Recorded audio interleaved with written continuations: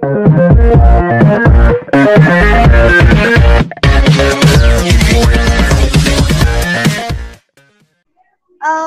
this discussion, the week 2 to 3, we are going to tackle about the nature of technical writing.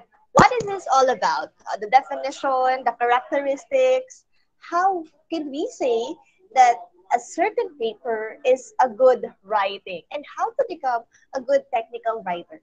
These are some of the things that we have to uncover for this introductory part. Now, I have a question here. When we talk about technical writing, I know that most of us know that it has to be formal. Now, my question for you is that why do we have to be so formal?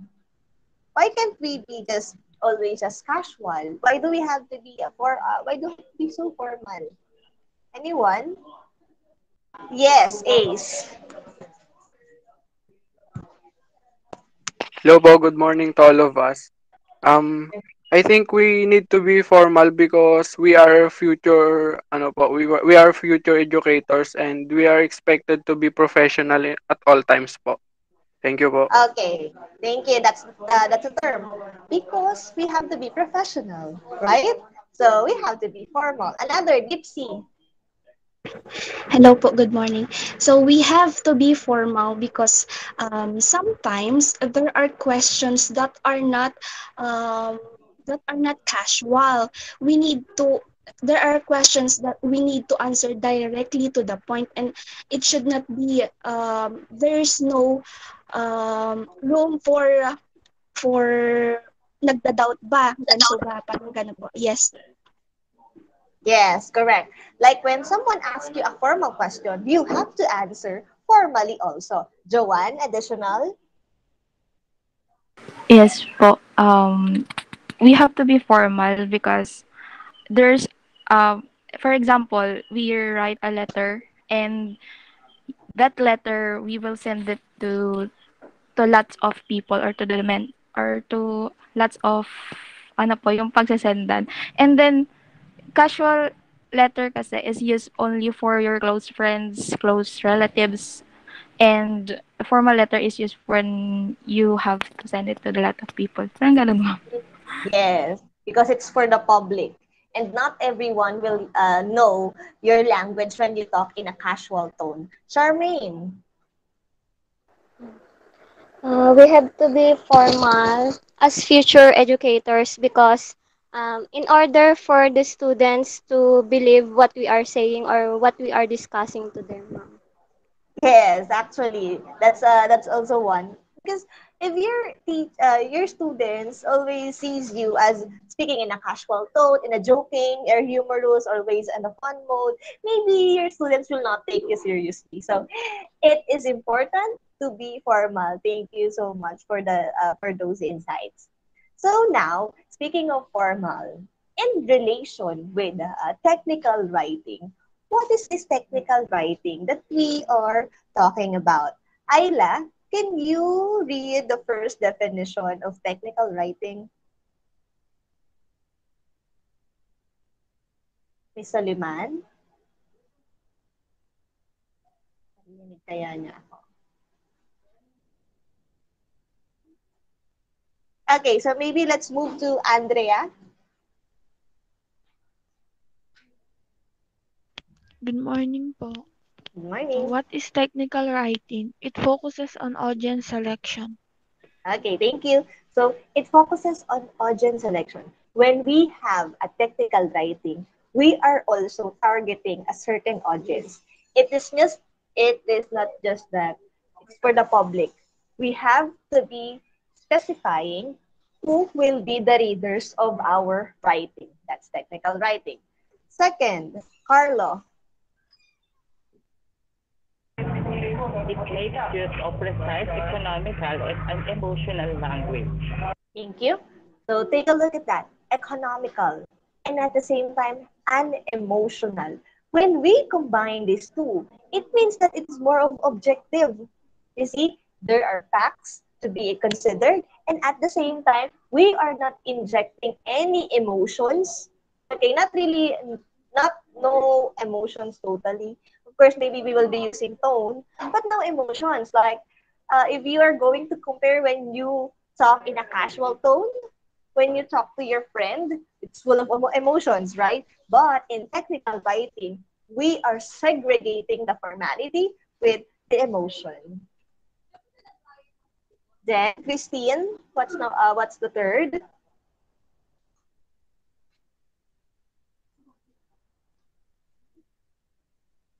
Miss Cabrera. Good morning po, ma'am. Morning. Okay. Dal- Just the third. Yung the color yellow. Hindi ko po Yellow. makita. Okay. Hindi mo pala makita. It's okay, Christine. So, for the third, we have here, it employs technical jargon. Are you familiar with jargon? Meron Yes bang po. familiar sa term na jargon? Yes, what Yes it po. is, Joanne?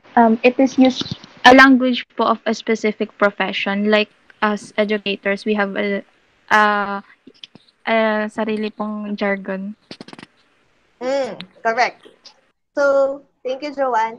It is a language of a in a specific field. For example, when we say plan, this is an example, plan.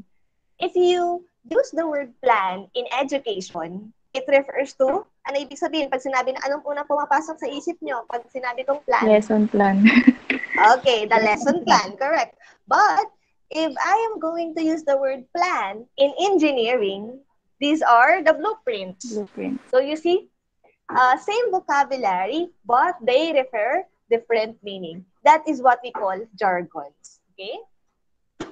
And then, for the fourth, Danica, can you read? It is uses certain conventional and organizational format. Okay. Conventional is the term. When we say conventional, traditional. Okay?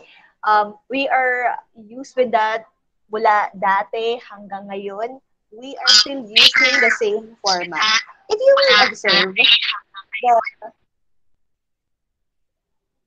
will observe, the the way we write letters is still the same, di ba? Yung mga letters dati, nag-iiba siguro ng konti yung format.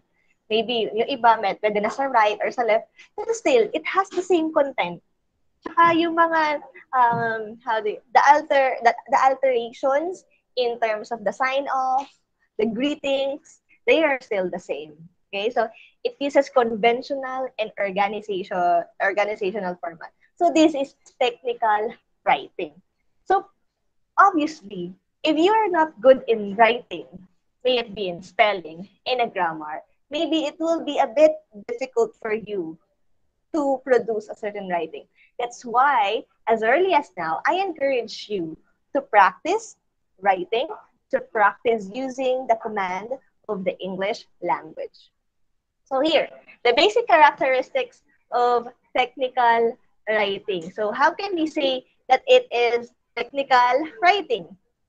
Let's have Josie Alahas. Can you please read?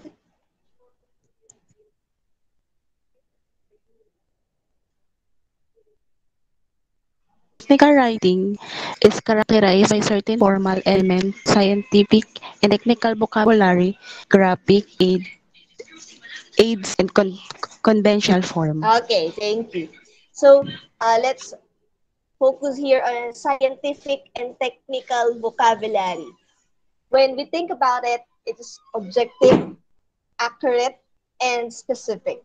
So science and technology. That is what technical writing is all about. Graphic aids. We also use pie graph, bar graph, line graph, any other kinds of graph to make our presentation of knowledge or data in a more convenient form. And lastly, as what I have told you, conventional. Still a traditional form. Lawrence, can you please read the second? by the maintenance of attitude of impartiality and objectivity, conveying information accurately and concretely. Thank you. So here, there's no space for um, unbasis, okay? No basis opinions. There should always be a basis. And at the same time, you have to make sure that what you are saying is really true. Or if it's just an opinion, you have to tell the readers that it is an opinion. It is a statement from a person, okay? So that's impartiality and objectivity is the goal of technical writing. When you write a resume, okay, see, when you write a resume, you have to attach there your certificates. You have to attach the webinars you attended, your diploma, to make sure that what you have written in a resume is really true. Because the resume is also an example of technical writing. Then last is Louiana, Miss Dayanan. Technical writing is a relatively high concentration of certain complex and important writing techniques.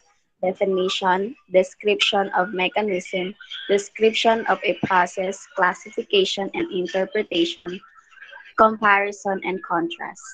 Okay, so when you write, technically, you have to know how to define, how to describe, to classify, to interpret, and even to compare and contrast. Because the combination of this will be the product of your writing here in our course. Okay, so you have to expose yourself with this kind of writing. So what are the samples of technical writing?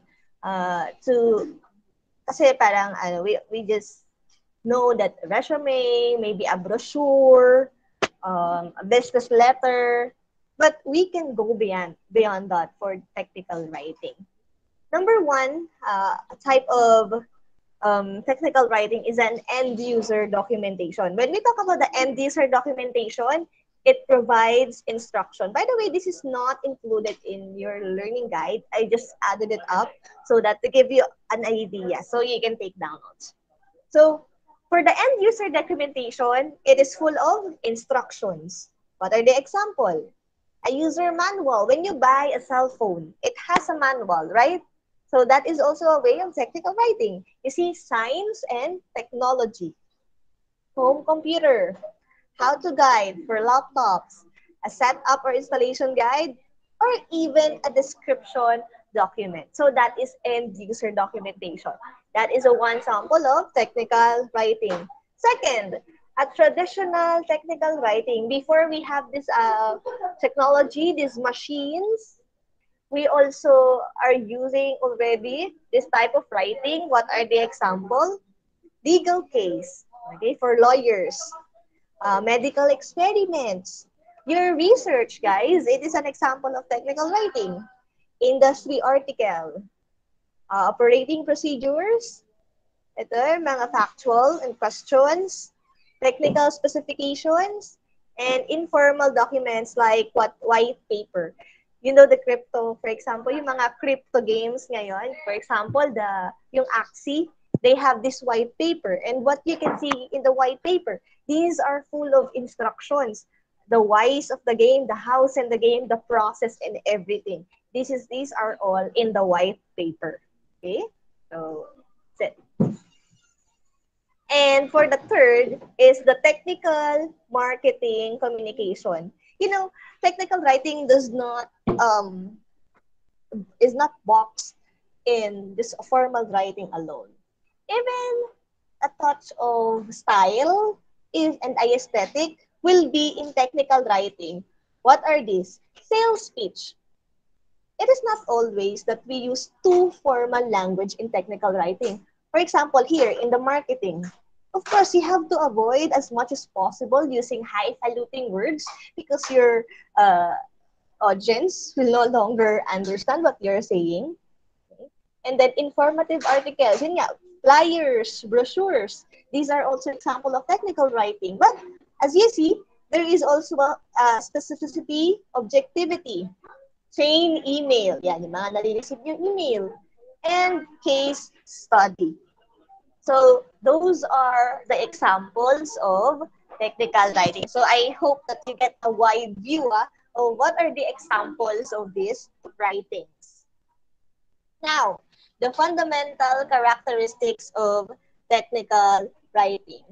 Maureen, can you please read the three fundamental characteristics, the first three? Fundamental characteristic of technical writing. Concrete language, denotative language, objectivity. Okay, thank you. Concrete language. Kung ano yung sinabi mo, ayun na yan mismo. Wala nang iba pa. Concrete language versus abstract language. For example, I told you, I am a fan of Dove. D-O-V-E. And I use it as mola, parang common noun lang. If it's in technical writing, you know that this dove, the bird, you know that it's a bird. It's the one that flies in the sky and everything. Concrete language. But if we look at it on an abstract language, we may see that dove can be a symbol of peace. Okay? So that's it. For technical writing, we have to make sure that we are using a concrete language, not an abstract language. How about if I say red? If we look at it in concrete language, it means color. But if we look at it on an abstract language, Riza, what can we possibly mean if we say red?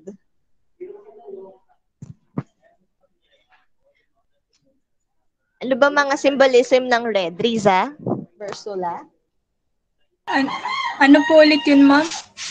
What can, aside from the red being a color, what are the other meanings for red in an abstract language? Ano ba yung mga symbol niya? Yes, again? Fierce. Yes, Fierce. okay. Fierce. Aside from fierce, ano pa, Rosel?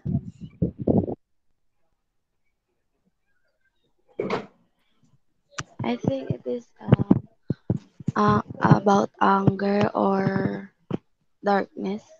Okay, anger, darkness. So these are some of the abstract language if we are referring with that thread. Okay?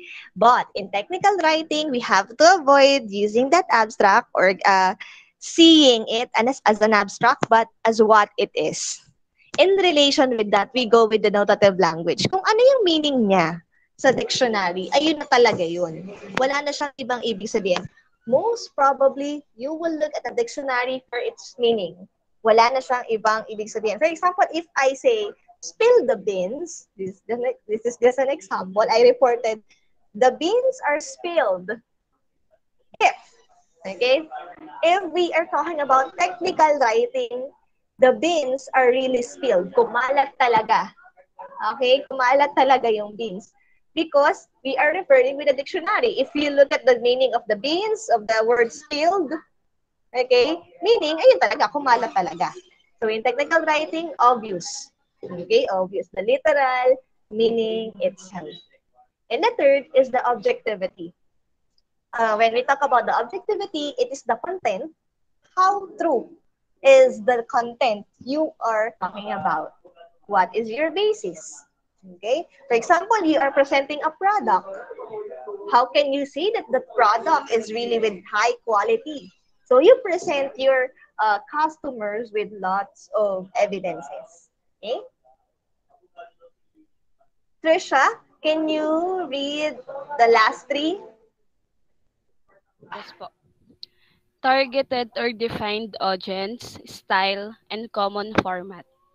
Okay, so these three are also important. You have to define who your audience are, and then you have to establish your style in writing. But be careful in putting too much style in your writing. What we refer with the style is your tone. How are you going to start it? Okay, that is the style. Not actually like you wanted to have a shape, parang nalagyan mo ng shape yung itsura ng ano mo, ng bond paper mo. Hindi ganun yung style, okay? But the style is your tone, your structure of writing. Maybe you will start with the problem and then you give the solution or something like that, or maybe the solution first and then you proceed with the title, with the problem. So it's up to you, but still you have to follow a format wherein the format should be you have to tell first who the audience and greetings, and then the body, and of course your sign off. Okay, we have the style, but still we need to follow the guidelines, the format in writing this technicalities paper. Okay, so that's what makes it a bit difficult because it makes you wanted to be boxed, but at the same time, technical writing wants you to explore. Di ba? Parang hindi mo alam saan ka lulugar. But as time goes by, I know that you will know where your place is. Kung saan ba kayo lulugar. So, what are the functions of technical writing? So, I want you to one by one, since you are already aware of what is technical writing, I want you to read and explain why is this the function of technical writing. So, maybe I'll be needing volunteers for this. For number one function, kindly read and explain to us. Just raise your hand if you wanted to answer.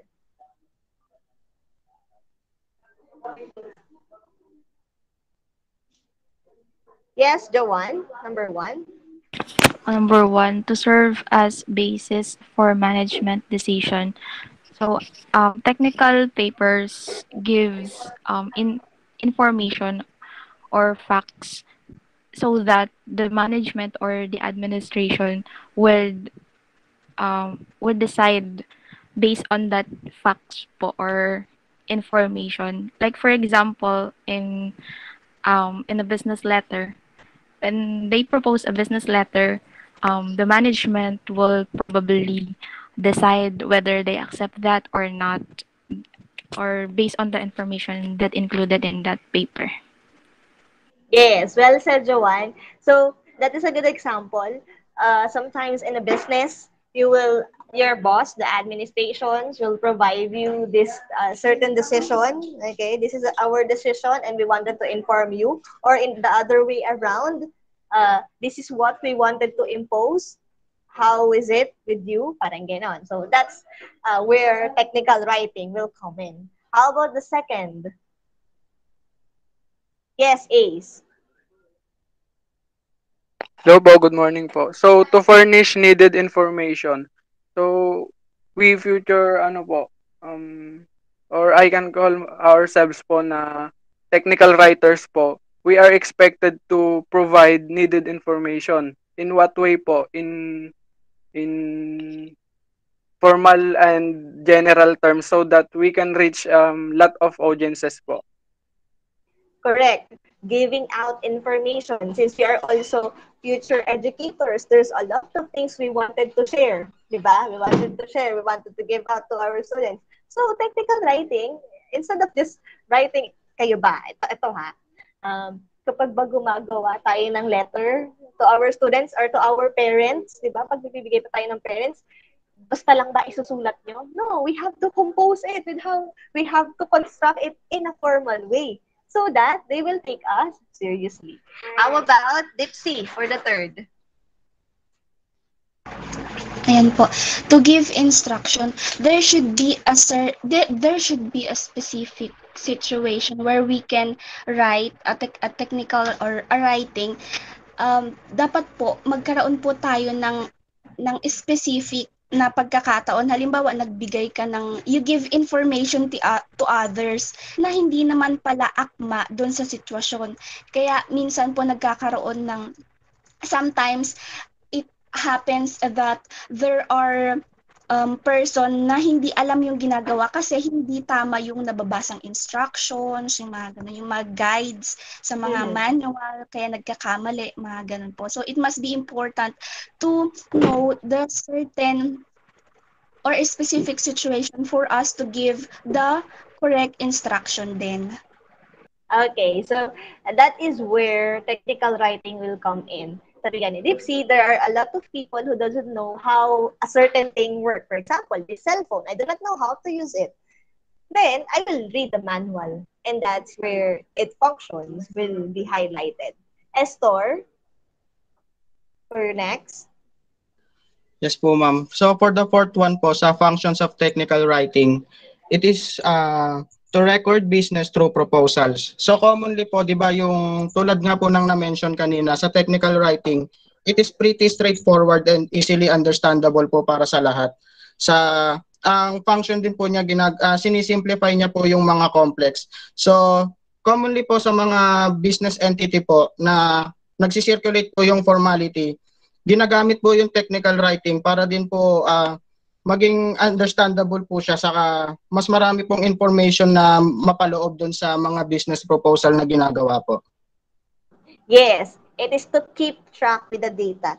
The business will not run unless you have the record of the business. For example, day 1, how many customers buy our products? For day 2, how many? How many comes in? Okay, so that's correct, Restor. Thank you. And in relation with that, it is also important to produce business through proposals. Diba? Whenever you wanted to create a business, you have to create a writing. You have to tell your investors, kasi di ba, hindi ka basta-basta magtatayo ng business nang walang pera. At paano ka makakakuha ng pera? You have to write a letter to the investors, to those who can lend you money to start a business. Okay? How about this one? To serve as basis for public relations.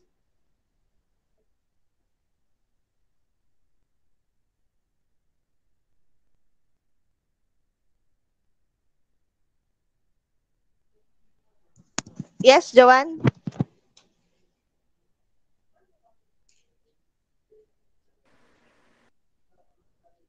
Hello po, ma'am. Yes. To serve as basis for public relations, the best example of this is the memorandum. It is used to inform the public about a meeting or gatherings that they will have to attend in the future. And then it is also gives relative information towards the public. That's right. And another, aside from the memo, there's also, for example, the president's address to the public. Okay? Hindi naman si president, di ba, parang minsan binabash siya kasi hindi sinusunod yung nasa writing. Because kung ano yung nasa writing, I believe, kung ano yung nasa writing, that is perfectly made by his or her, by his secretary, okay, by his secretary, and then he just need to read this. And this kind of writing, hindi lang naman si president, lahat naman, pati mga senators, maybe they have this, their secretaries, and with that, they are giving or providing information to the public. Last but not the least, Trisha. To provide reports to stockholders of companies. The best example po nito is like annual reports po. So, yung mga nangyari po within a year sa buong company, ibibigay po sa kada stockholders ng company para po malaman nila kung yung company is do well or not po. Thank you. Well said. That's good. Yeah, the annual, that's a good example. And the annual reports, so that the stockholders will be aware that, oh, okay, they are still selling their products. A lot of people are still trusting them. And that gives them the benefit that we have to still continue the business. Okay, so those are some of the examples or functions of technical writing. You see, it is really important to know how to write this kind of stuff. So the key qualities of a technical writer. After we have discovered the functions, we will proceed with the qualities. How can we say that we are a good technical writers? Strong writing and analytical skills. So let me start off this one. When we talk about strong writing and analytical skills, meaning you already have the skill. You already know how to write a letter. Okay? If you don't know how to write a letter yet, that may be a problematic thing. Because right now, we just need to hone it. We just need to improve it. So we have to have this strong writing skills and then analytical. When we talk about analytical, because we have to respond. We have the audience that we will read. It is not a diary that is just meant for you and you alone. This kind of writing is for a certain audience. And most probably, those audience are the people you need to please. Okay? Next, strong people skills, including diplomacy. Can you explain this? Why do we need this? Or why is this part of a good quality of a technical writer?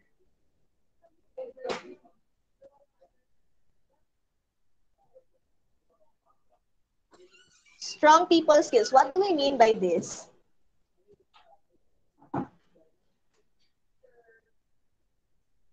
May I call Divine, Hazel, Claro Nino? Divine, nandiyan ka ba? Yan. Yes po, ma'am. Meaning po ibig sabihin po nan is yung qualities po, kailangan po, professional ka na po. Alam mo na po kung paano yung tamang pagsulat, yung grammar po. Parang, kumbaga sa parang perfect na po. Formal po. Okay, thank you for that additional concept, Divine. The term is professional. I'll get that one. Joanne, additional. Yes po. Strong people skills, including diplomacy. As a technical writer, we need to have a good communication skills, especially when we deal with business and education. With that, we need to have a professional skills and communicating in other race and other people. That is the Okay, diplomacy. correct. Mm-hmm. In other words, you will not take things personally. For example, your boss, this is just an example. Your boss give you a memo that you are always late. So, and you have to be punished. There are some consequences about being late. And then, of course, okay, you take things personally, you do not have this kind of diplomacy.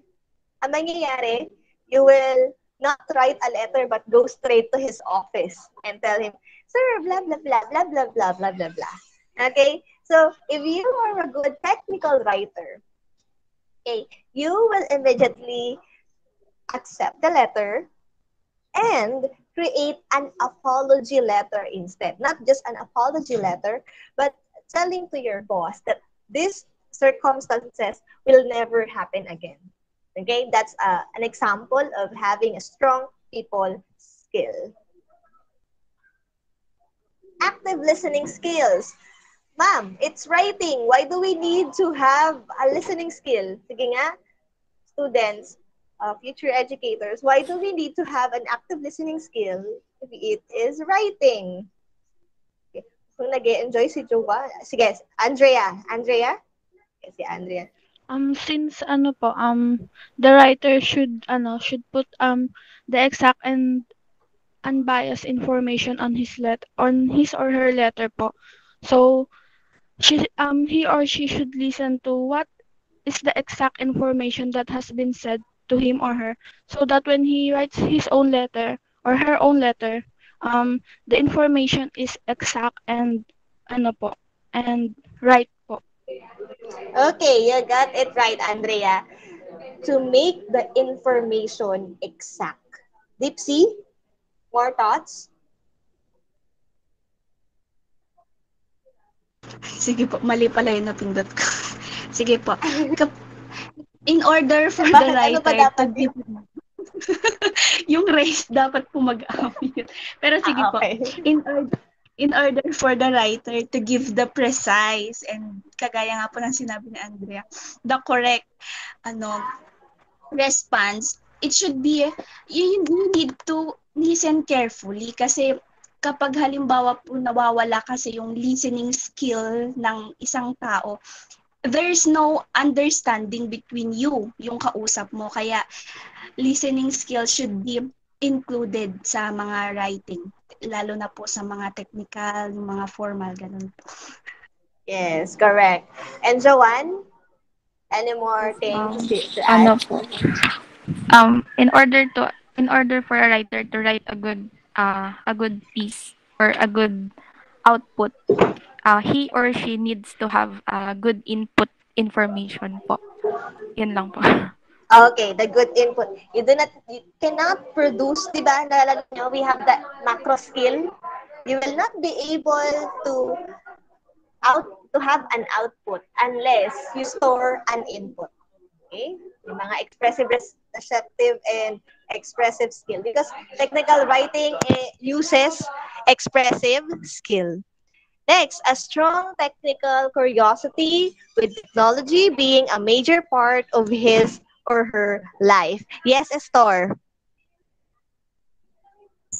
Yun po. Kasi commonly po, ma'am, yung technical writing, ginagamit po siya in various technical and yung ano po, technical and occupational fields po. Tulad po ng sa computer hardware, computer software, engineering, saka sa medical and financial. Kaya po mahalaga po na may background knowledge po yung isang technical writer about sa technologies po.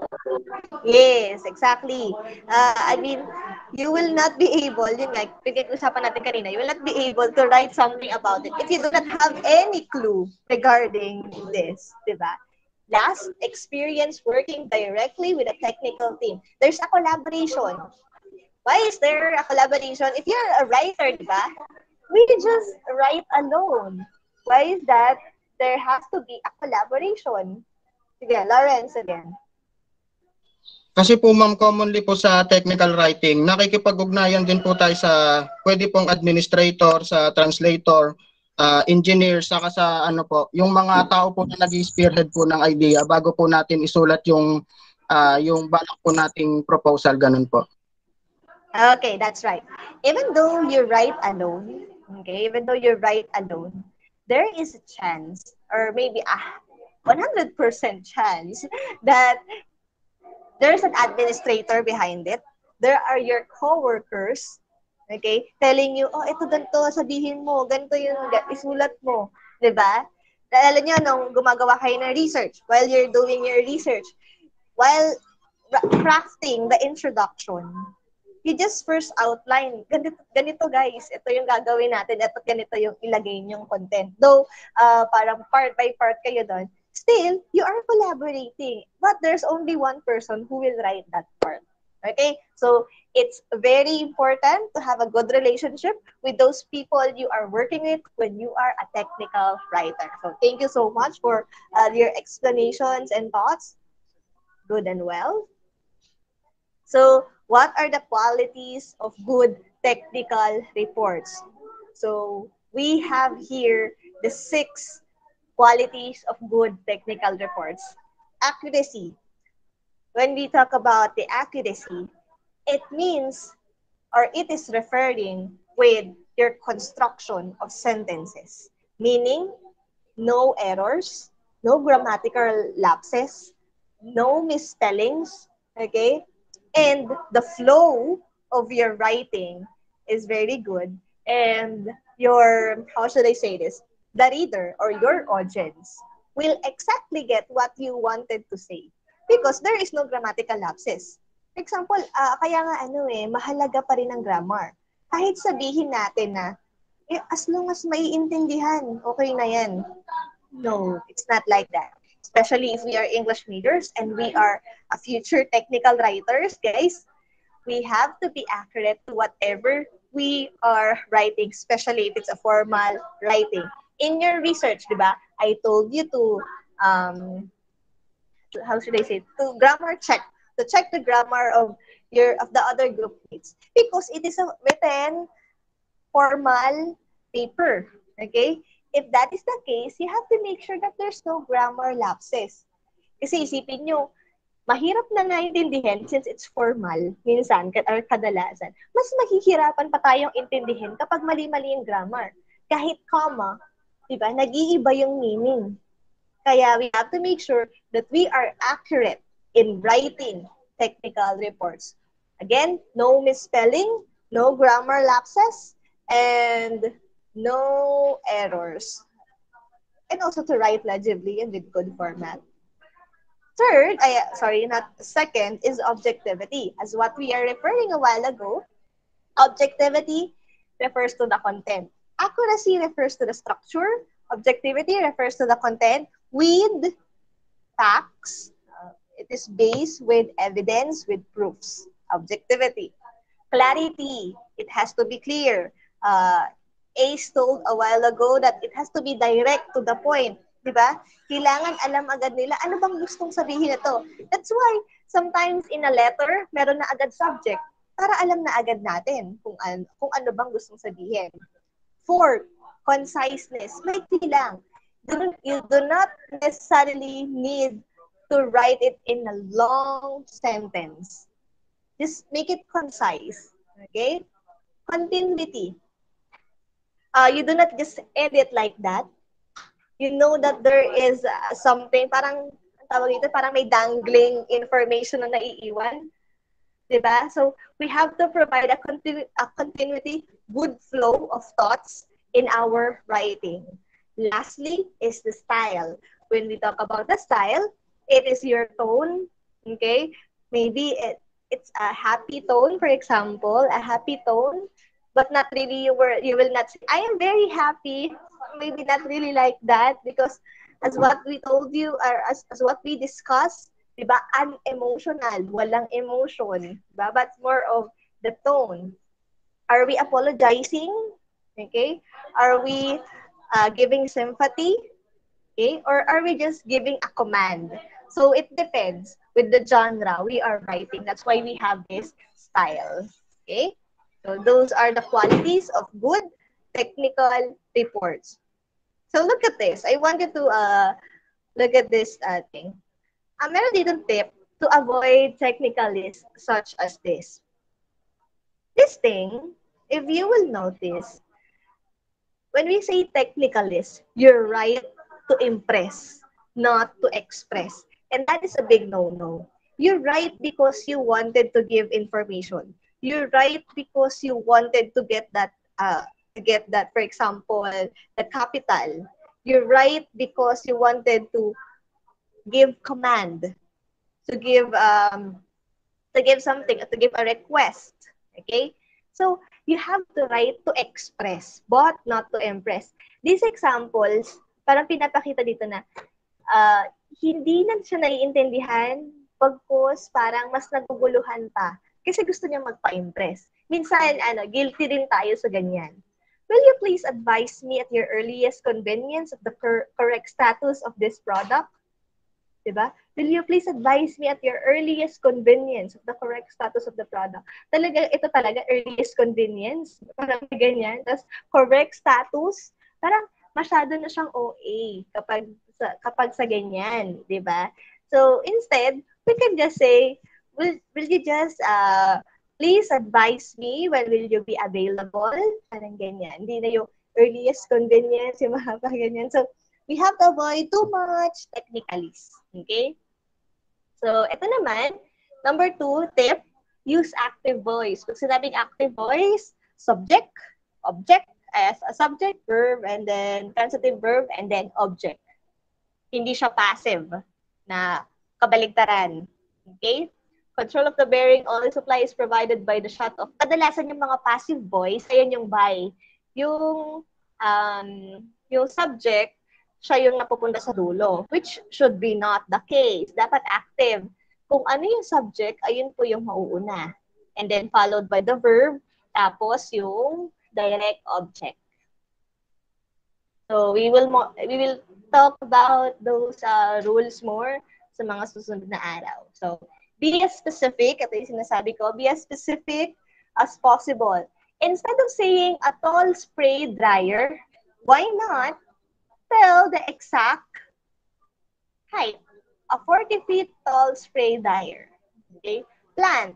Instead of saying plant, syempre, kapag iba yung makakakita niya, iisipin mo halaman. 'Di ba? Halaman yung maiisip mo. Eh yung audience mo pa naman ay hindi naman lahat yan ay mga engineering. So you will say petroleum refinery. So you will be able to distinguish yung as in yung plant na malaki para sa mga pabrika. Okay? So ganyan po. You have to be specific in terms of writing the letter. And then here, or the document guidelines. So, papunta na tayo doon mismo sa writing. So, we are aware of the nature, we are aware of the characteristics. Now, let's see. These are some of the things we have to take in mind. Okay, we have to take in mind when we are starting to write a paper, especially a technical writing paper. First, purpose and audience. So, Miss Dianan, can you please read this, the slide? What's written in the slide? Purpose and audience. Who are your primary and secondary audiences? You should determine the level of knowledge, interest, and any potential biases the audience may have with regard to your message. How would we able to determine our audience? Okay. So, we should know who is our target. When you do your research, may I ask, who is your audience? Guys, when you do your research paper, who are your audiences? Yes, Joanne.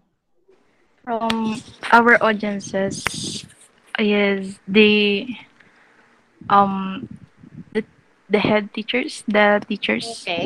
Okay, the teachers, that's one. Aside from the teachers, who are your expected research? Bakit nyo inayos, di ba? Bakit nyo inayos yung paggawa ng research? Because our teachers will be reading it. Scholars, your co-scholars, if it will be produced. Your classmates, the heads, and even the research head will be able to read that. So when you determine who your audience is, there will come the purpose. Dahil sila ang audience, ngayon, anong purpose nito? Bakit ko ba kailangang magsulat nito?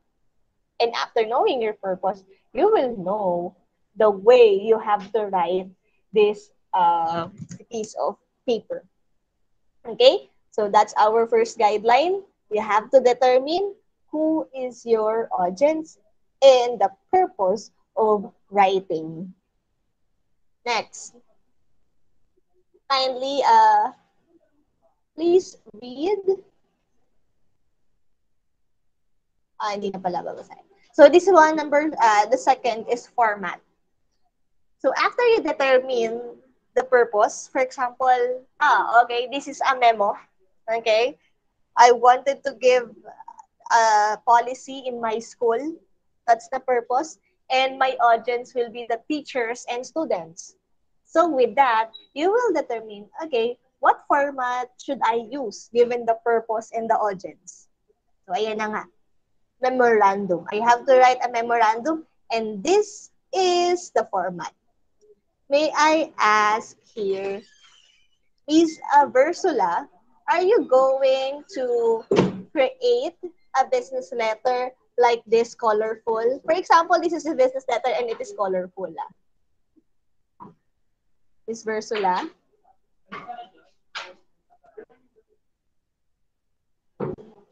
Wala ata si ano. How about Charmaine?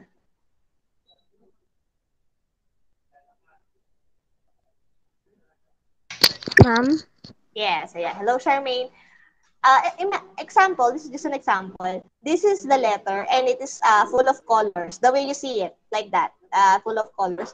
Are you going to write a business letter that this colorful? No, ma'am, because ano po siya, parang nakaka-distract po siya and hindi po, parang hindi ka po seryoso sa sinasabi mo kapag ganyan po yung gagawin mo. Okay. Because you know who your audience, di ba? If your audience are kindergarten, that colorful letter will be effective. But you know that the readers of that are your boss, the administrations, di ba? So they will not take things seriously as what Charmaine said a while ago. If this is too colorful, parang ang sakit sa mata.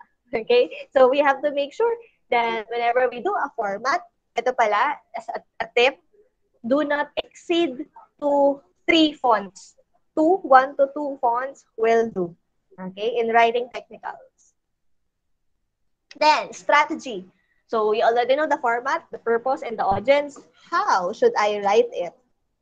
If it's an apology letter, for example, if it's an apology letter, you have to know that you start with as saying the statement, yung situation na nangyari, and then saying sorry, and then the format next is how will you cope or paano ka makakabawi.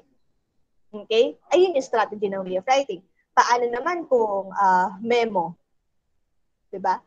How should we, sige nga, isipin nyo nga, sige. If you are writing a policy, for example, you are the principal of a certain school, and then you want your teachers to know a certain policy. Wag pala memo, letter lang, parang letter lang. You wanted your teachers to implement this policy. How are you going to write a letter? Paano yung organization ng thoughts nyo? Sige nga, tingnan natin. Kung magsusulat ka, you are the principal, and then you will write to your teachers, okay, that you wanted to implement this policy. Paano yung flow of thoughts? Anong una mong sasabihin? Just the idea. What is the first thing you are going to say? The second, the third, the fourth. Okay, let's see. Jan A, sige. So, yung magiging flow po ng, ano po ma'am, ng idea po dun sa gagawin kong letter. When we say, for example po, ako po yung principal and I'm going to make a implementation of a new rule. Maybe if I'm proposing a new rule po, there is a problem. So, first, I will state the problem. And second, I will state the effects of it on students and on teachers. And then, I will provide the suggestion or the implementation of the rules. And then, ano po, yung bilang sa last part po, mag-ask po ako ng possible na suggestions po from professionals or yung mga teachers po mismo na naka-experience po nung problem po kaya po nagkaroon po ng implementation of new rule po. Okay, perfect, Ace. Thank you. That's correct. You will first state the problem, okay, what is happening, and then you give them the effects, correct? That's also correct. And then you propose the policy, you explain it, and that's a good way to end. You will ask them for recommendations if they know something. But if in any case lang, if in any case it is already approved, syempre wala nang room for recommendation, you may modify it by saying, I hope, by hoping, okay, telling them that they will cooperate with the implementation of the policy. Okay? That's good. So that is an example of strategy as to how you are going to write it, how you are going to organize your ideas and your thoughts. So it's important to know their interests and biases. Keep your message short as possible. Okay? Kasi hindi naman lahat ay katulad natin na mahilig magbasa. 'Di ba kayo kapag nakabasa na kayo ng kasi isipin niyo 'di ba, hindi siya colorful. Wala siyang drawing. 'Di ba guys? Wala yung drawing. So, we have to make it as short as possible to make the interest and attention of our readers intact. Limit your request to smaller. In any case, you are asking for request, please, just limit it to one. Hindi, mamaya, ang dami mo palang request. Halimbawa, you're you're a teacher and ang dami mong problema sa buhay, gusto mo papalitan yung table mo, gusto mo nang improve yung internet connection ng school, gusto mo na, yung ang dami mong request, please, when you write a letter, just one. The same thing, when you give out the policy, just one, paisa-isa lang. Respond to anticipated objections, ayan, ito na nga yung unahan mo na sila. For example, with ACE, paano mapapayag niya? Parang, that is his strategy, para mapapayag niya yung teachers na sumunod, pinakita niya na agad yung problem. Diba? Siyempre, malalaman lang, news policy na naman, ano na naman yan, gaganyan yung mga teachers.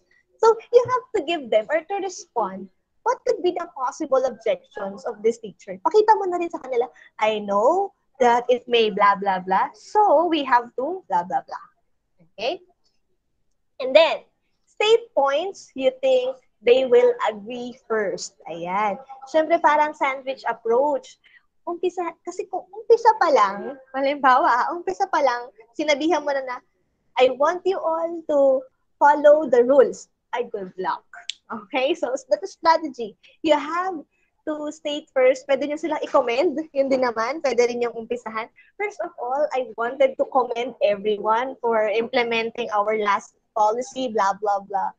Okay, so, ayun yan. You have to state first what they will agree first, tapos you can insert what you wanted to tell them, really. Okay, the sandwich approach. So, that's the third, the strategy. And, ano pa pala dito? Get them to agree that there is a problem. Yan, ito yun. Then, solve the problem.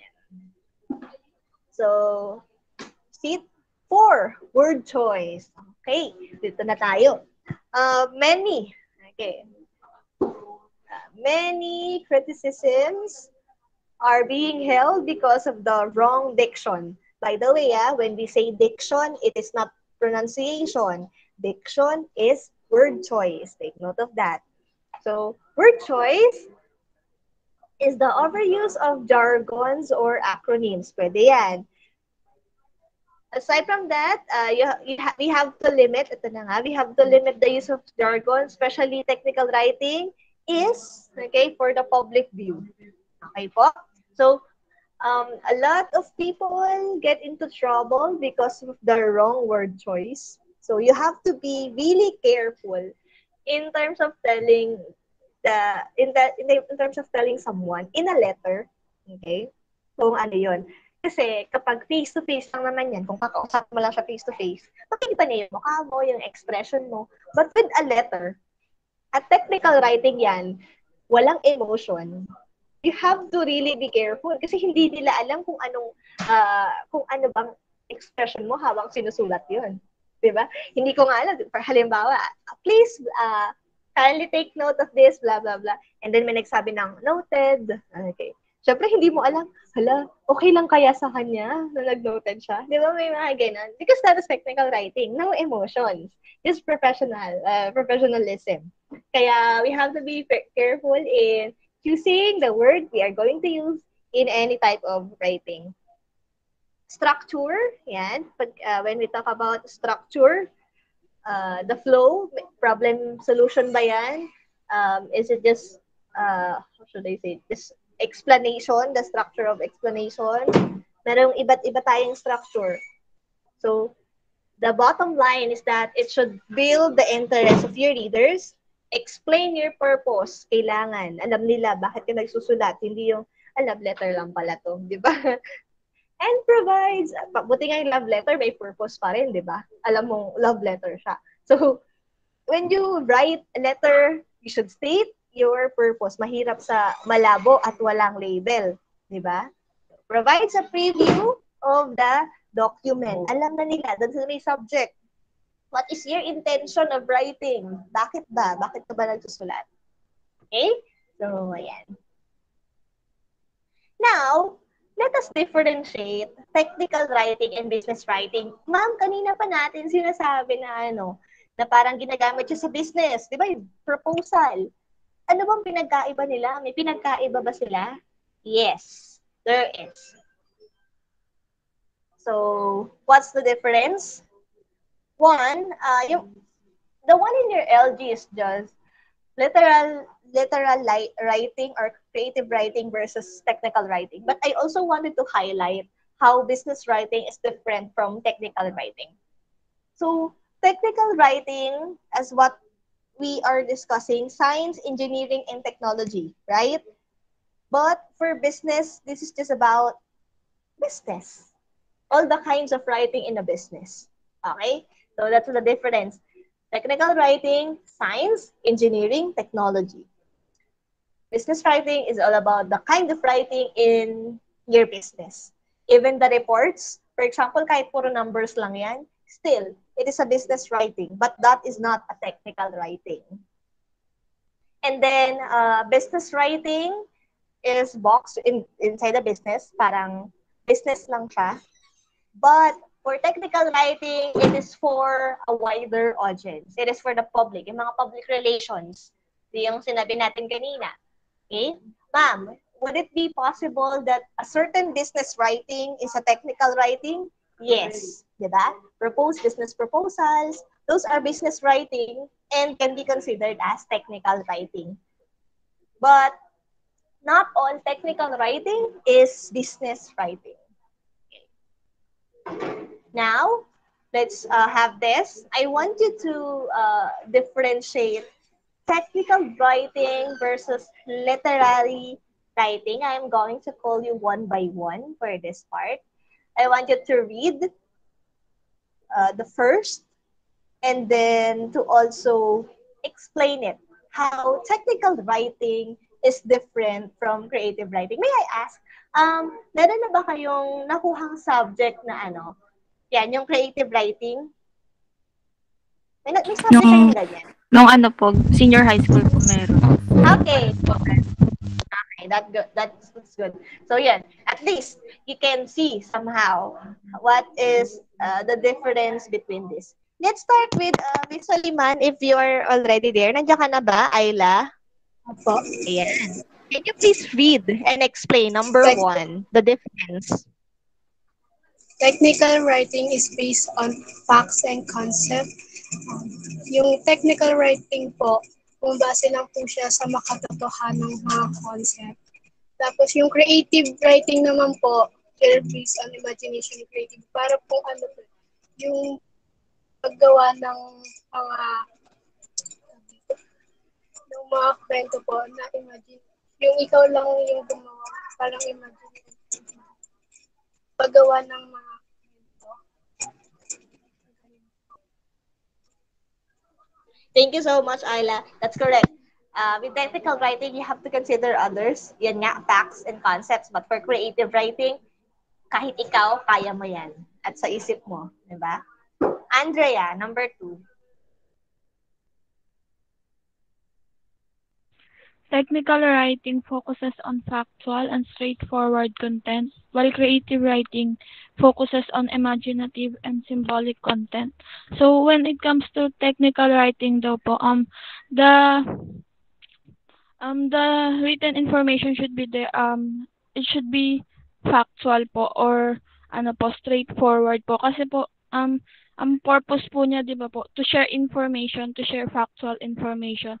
Well, sa creative writing naman po, it focuses more on, showing your imagination po or your, creativity po.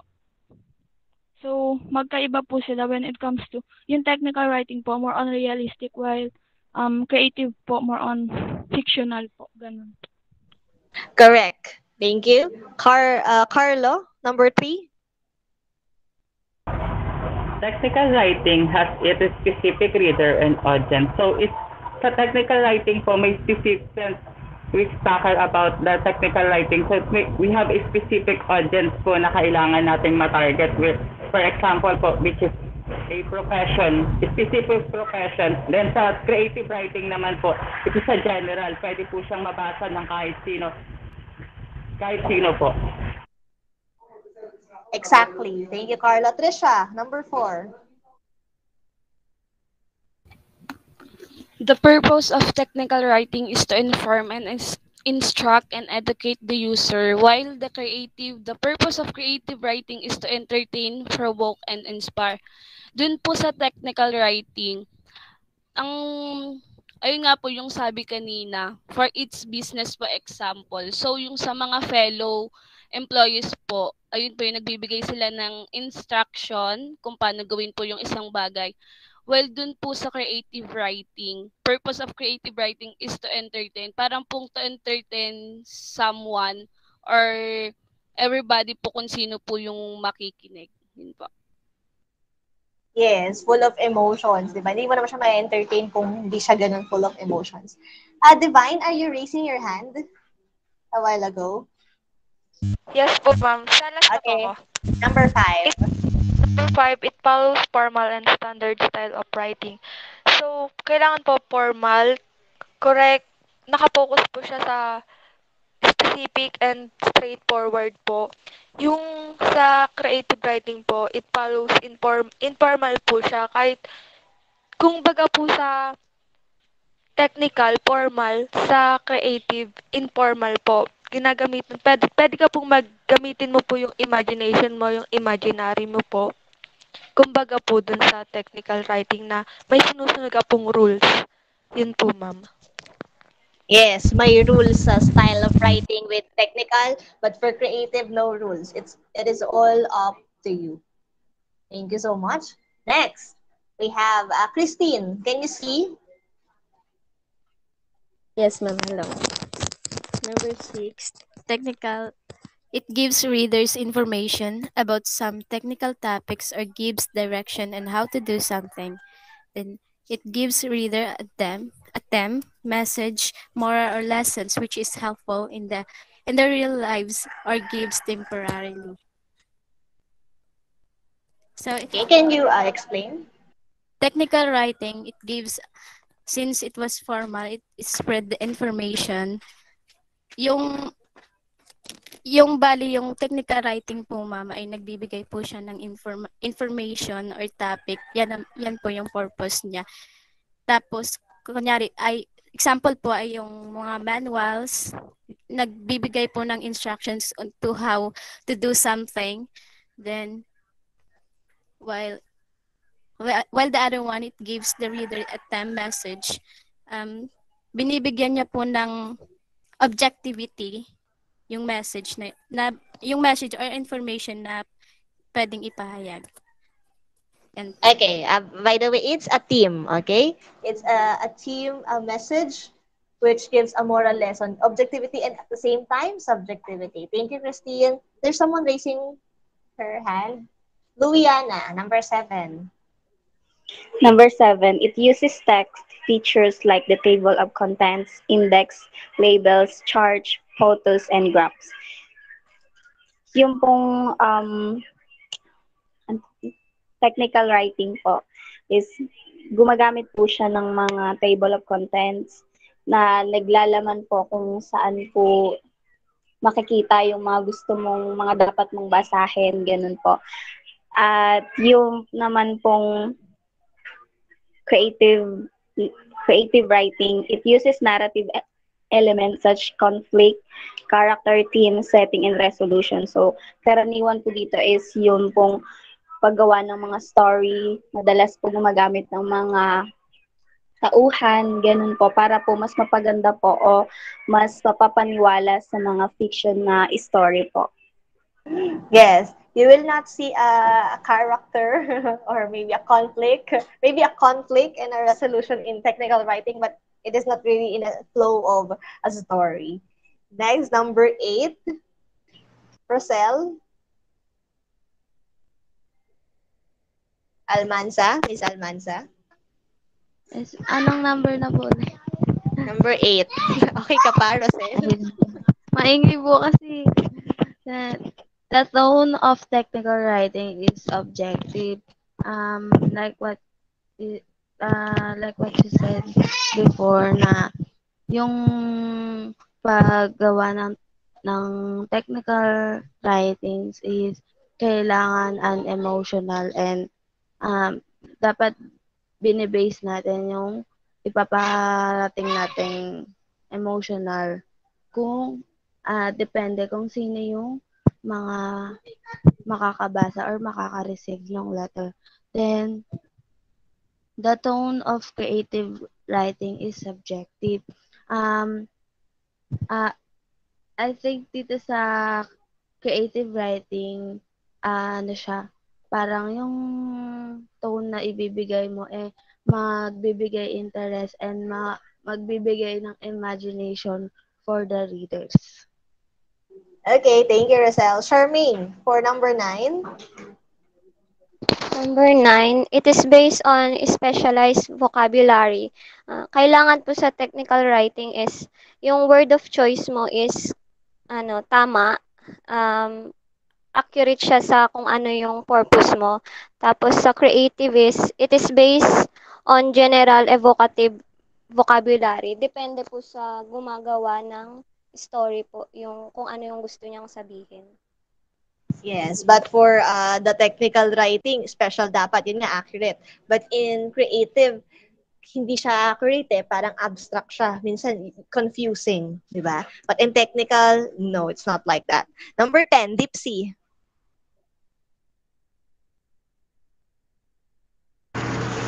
It is organized in a sequential and systematic manner. Ayun nga po sabi, in technical writing, there should be the accuracy, the grammar, the structure.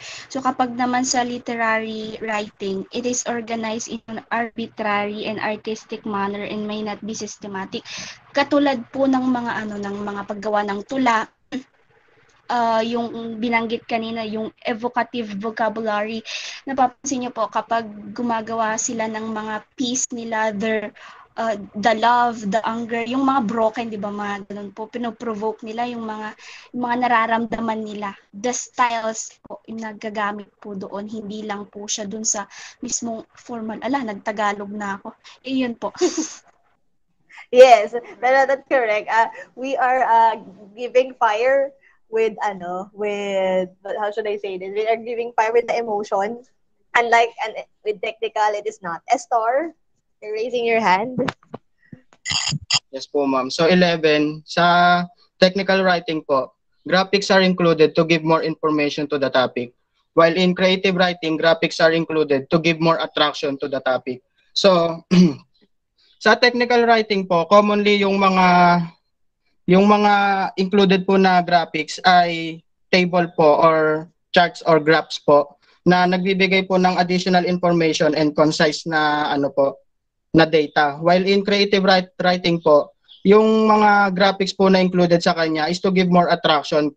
Kumbaga, para po mas ma-visualize ng mga reader kung ano po yung nakapaloob na story po sa isang creative writing po. Correct. Hindi ka naman makakakita ng business letter na dinrawing mo yung boss mo, di ba? So, hindi X yan sa technical writing. Last, wants to explain the last one. Sige. John Ace? For technical writing, it depends on any result, research, information, etc. And for creative writing, it depends on the schedule and mindset of the writer. So for technical writing po, you are using studies and articles that will support and back up your statements po in constructing a letter. While on creative writing po, it depends on your emotion po kung paano mo po i-address po yung isusulat mong piece para po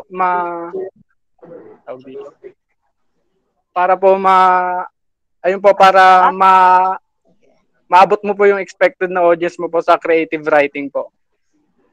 Okay, thank you so much, everyone. It's a wrap for this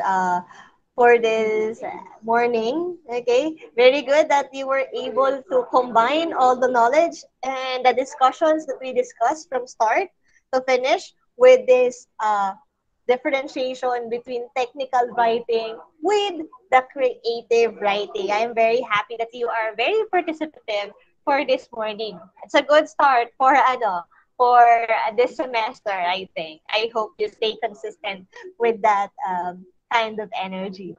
Well, with that, thank you so much. Indeed, technical writing is very different demanding in time, but at the same time, it will be worthy because of a lot of functions it can provide us in everyday living. So, do you have any questions, clarifications?